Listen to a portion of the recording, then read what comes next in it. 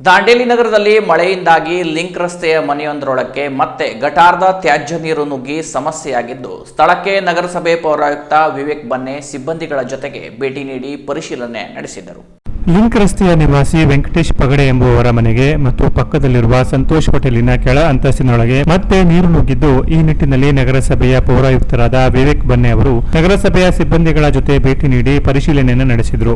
ಗಟಾರದ ಹತ್ತಿರದಲ್ಲೇ ಕೆಳ ಅಂತಸ್ತಿನಲ್ಲಿ ಮನೆ ಇರುವುದರಿಂದ ಈ ಸಮಸ್ಯೆಯಾಗುತ್ತಿದೆ. ಸದ್ಯ ಇರುವ ಸಮಸ್ಯೆಯನ್ನು ಬಗೆಹರಿಸಲು ಅಗತ್ಯ ಕ್ರಮವನ್ನು ಕೈಗೊಳ್ಳಲಾಗುವುದು. ಆದಾಗ್ಯೂ ಸುರಕ್ಷತೆಯ ಹಿತದೃಷ್ಟಿಯಿಂದ ಕೆಲ ಸಮಯದವರೆಗೆ ಸುರಕ್ಷಿತ ಸ್ಥಳಕ್ಕೆ ತೆರಳುವಂತೆ ವಿವೇಕ್ ಬನ್ನೆ ಅವರು ಸೂಚನೆಯನ್ನು ನೀಡಿದರು. ಇಲ್ಲಿ ಮನೆ ಕಟ್ಟುವಂತಹ ಸಂದರ್ಭದಲ್ಲಿ ನಿಯಮಗಳನ್ನು ಪಾಲನೆ ಮಾಡುತ್ತಿದ್ದಲ್ಲಿ ಈ ಸಮಸ್ಯೆಯಾಗುತ್ತಿರಲಿಲ್ಲ.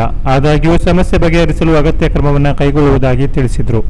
ಇದು 2-3 ವರ್ಷದಿಂದ ತೊಂದರೆ ಇದ್ದಿಲ್ಲ. ಈ ವರ್ಷ ತೊಂದರೆ ಇದೆ. ಯಾಕೆಂದ್ರೆ ಬಾಜು ಗಟ್ಟರು ಬ್ಲಾಕ್ ಆಗ್ಬಿಟ್ಟಿದೆ, ನೀರು ಹರಿಯೋದಕ್ಕೆ ತಯಾರಿಲ್ಲ. ಅದು ನೀರೆಲ್ಲ ಮನೆಯೊಳಗೆ ಸೇರುತ್ತಿದೆ. ಅದು ಚೇಂಬರ್ಗೆ ವಾಲ್ ಗೀಲ್ ಎಲ್ಲ ಮಾಡಿಸಿದೀವಿ ನಾವು. 3 ವರ್ಷದಿಂದ ಏನು ತೊಂದರೆ ಇದ್ದಿಲ್ಲ. ಈಗ ತೊಂದರೆ ಅಂದ್ರೆ ನಾವು ಹಿಂದಿನ ಗಟರ್ ತೋರಿಸ್ತೀವಿ ನಿಮಗೆ, ಬನ್ನಿ ನೋಡಿ. ಈ ರೀತಿ ಗಟರು ಅಲ್ಲಿ ನೀರು ನಿಂತಿದೆ.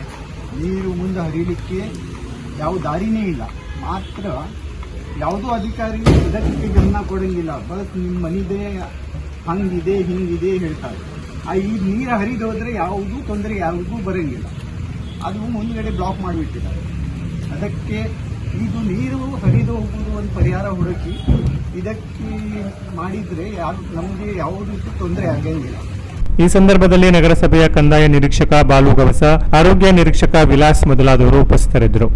Canara plus news, Dandeli.